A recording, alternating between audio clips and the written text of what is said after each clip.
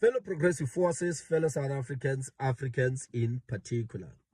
You know, I just have a question for my South African brothers and sisters to actually talk about this. Put yourself in this person's shoes. This is a situation.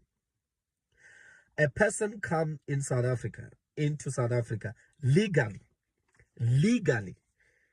He comes through documents, fine, everything is fine. And while in the country, this person now happen to have a family where you have children and then you've got a wife and all of that.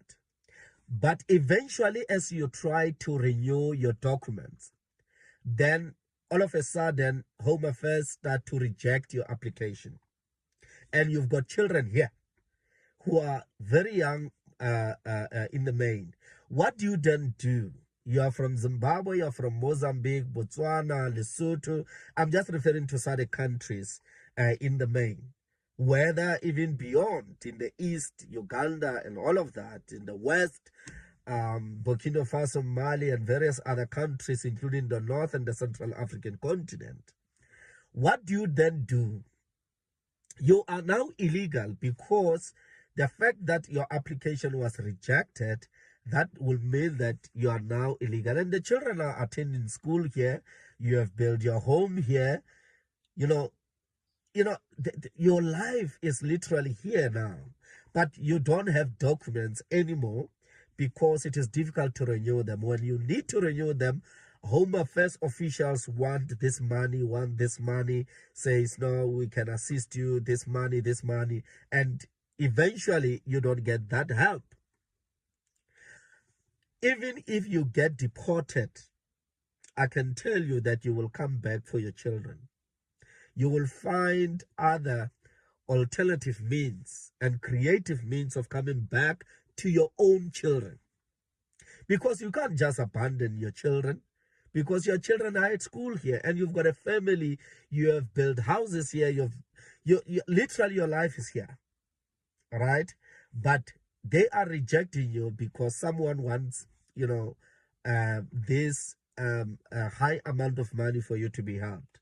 So put yourself in that person's shoes. And I can tell you, my South African brothers and sisters, that is just the reality.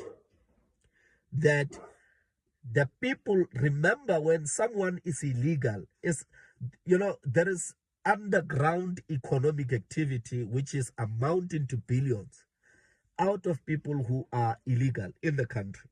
Just from the law enforcement base, that the police themselves, if they come across someone who is illegal, then he has to pay money to be released, to say, no, brother, phone someone who can actually come and release you. That is an underground, different, economic activities that is amounting to billions, which is illegal, by the way, right? So just put yourself in that person's shoes.